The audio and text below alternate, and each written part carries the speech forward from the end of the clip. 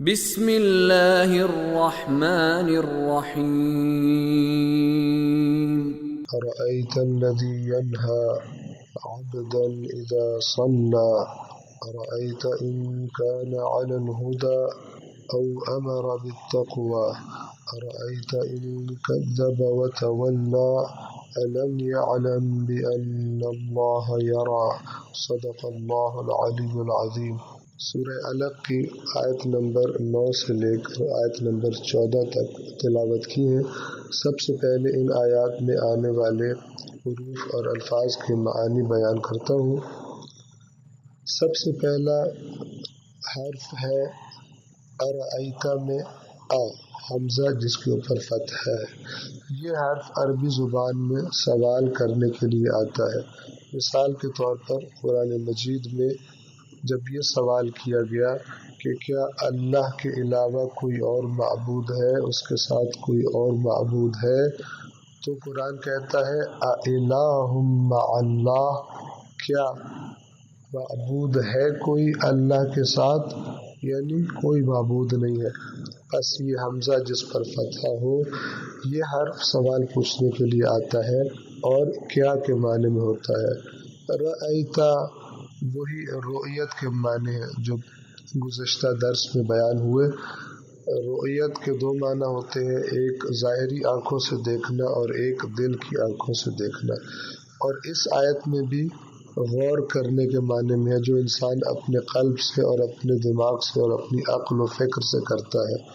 رأیتا ارأیتا یعنی کیا تو نے غور کیا، الذی اس شخص کے بارے میں غور کیا جو ینہا نہیں سے نکلا ہے۔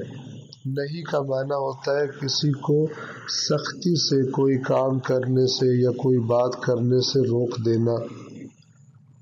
بس اس آیت کا معنی کیا ہوگا؟ مکمل آیت نمبر 9 کا معنی اس طرح سے ہوگا، ارأیت الذی ینہا، کیا تو نے اس شخص کے بارے میں غور کیا، اس کی حالت پر غور کیا کہ جو نہیں کرتا ہے یعنی روکتا ہے سختی سے۔ عبداً اذا صلی، آیت نمبر 10 میں پہلا لفظ ہے عبد۔ عبد یعنی بندہ یعنی غلام۔ عبد نکلا ہے عبودیت سے، اور عبودیت کا معنی ہے کسی بڑے کے سامنے، کسی طاقتور کے سامنے بے چارہ ہو جانا، اپنی بے چارگی کا اظہار کرنا، اس طرح اظہار کرنا کہ گویا میرے پاس اپنے کاموں کو کرنے کے لیے کوئی وسیلہ نہیں ہے، کوئی چارہ نہیں ہے، میں بے چارہ ہوں۔ ایسے شخص کو عبد کہا جاتا ہے۔ اور اسی عبودیت سے عبادت ہے، عبادت عبودیت سے بڑھ کے درجہ ہے۔ عبودیت میں انسان ہو سکتا ہے کہ صرف اطاعت کرے اور صرف کسی کے پاس زیادہ طاقت ہونے کی وجہ سے اور اپنی کمزوری کی وجہ سے اس کے سامنے اپنی بے چارگی کا اظہار کر دے، لیکن عبادت میں انسان کسی کی پرستش کرتا ہے، اطاعت بھی اس کے اندر شامل ہے، عبودیت بھی اس کے اندر شامل ہے، لیکن عبادت کسی کو معبود قرار دینا یہ عبودیت سے بڑھ کر مرحلہ ہوتا ہے۔ اسی عبودیت سے لفظ عبد نکلا ہے جسے ہم اپنی زبان میں غلام یا بندہ کہتے ہیں۔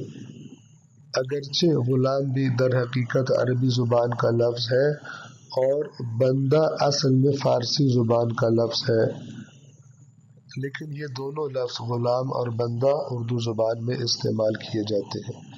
عبد یا بندہ یا غلام، یہ دو قسم کا بیان کیا گیا، ایک کو کہا گیا عبداللہ اور دوسرے کو کہا گیا عبد الدنیا۔ عبداللہ یعنی اللہ کی اطاعت و خدمت و عبادت کے لیے حاضر رہنے والا۔ عبد الدنیا یعنی خداوند عالم سے غافل ہو کر اس دنیا کو دائمی سمجھ کر اس دنیا کے پیچھے دوڑ دوڑ کر خود کو بے چارہ کر دینے والا، دنیا کا خدمت گزار، دنیا پہ مرنے والا، ایسے شخص کو عبد الدنیا کہا جاتا ہے۔ اور اللہ کے نبی کا فرمان ہے تعس عبد الدرہم تعس عبد الدینار، یعنی ہلاک ہو گیا درہم کا غلام اور ہلاک ہو گیا دینار کا غلام، یعنی جو ہر وقت انہی چیزوں کی فکر میں رہتا ہے، دنیاوی مال کمانے کی فکر میں رہتا ہے، تو اس کو دنیاوی مال کا عبد کہا گیا، یعنی دنیاوی مال کا غلام کہا گیا۔ مال اس کے اعمال اس سے کرواتا ہے، یعنی مال اس کے اعمال کا مالک ہے، جو مال تقاضا کرے، جو دولت تقاضا کرے، جو درہم و دینار کا تقاضا ہو، اس طرح سے کام کرتا ہے اور اللہ کے قانون کے تقاضوں کو بھول جاتا ہے۔ مثال کے طور پر اگر درہم و دینار، اگر پیسہ حاصل کرنے کا راستہ حرام کا راستہ ہے تو یہ پرواہ نہیں کرتا، چونکہ پیسے کا نوکر ہے، دولت کا نوکر ہے، دنیا کا نوکر ہے، عبد الدنیا ہے، لہذا اسے حاصل کرنے کے لیے حرام و حلال میں تمیز نہیں کرتا۔ لیکن اس کے مقابلے میں جو عبداللہ ہوتا ہے، اللہ کا عبد، اللہ کا غلام و نوکر و خدمت گزار، اس کے لیے ہر قانون سے، ہر خواہش سے، ہر درہم و دینار سے بڑھ کر اللہ کی ذات ہوتی ہے، اور ایسے شخص کو عبداللہ یعنی اللہ کا بندہ کہا جاتا ہے۔ اور یہ وہ مقام ہے کہ جس کی قرآن مجید نے بہت ہی زیادہ اہمیت اور مقام بیان کیا ہے۔ مثال کے طور پر فرمایا تبارک الذی نزل الفرقان علی عبدہ، بابرکت اور لازوال ہے وہ ذات کہ جس نے نازل کیا فرقان کو یعنی قرآن کو اپنے عبد پر، اپنے بندے پر، یعنی مقام عبودیت، اللہ کا عبد ہونے کا مقام اتنا بلند ہے کہ وحی الہی فرقان بھی قرآن کہتا ہے کہ اللہ کے بندے، میں نے اپنے بندے پر نازل کی۔ اور ہم نماز میں بھی جو تشہد پڑھتے ہیں اس میں کیا کہتے ہیں؟ وَأَشْهَدُ أَنَّ مُحَمَّدًا عَبْدُهُ وَرَسُولُهُ، یعنی میں گواہی دیتا ہوں کہ محمد مصطفیٰ صلی اللہ علیہ وآلہ وسلم اللہ کے بندے اور اللہ کے بھیجے ہوئے اس کا پیغام دینے والے رسول ہیں۔ خداوند عالم سے دعا ہے کہ ہمیں عبد دنیا بننے سے اپنی پناہ میں رکھے اور حقیقی معنوں میں عبداللہ بننے کی توفیق عطا فرمائے۔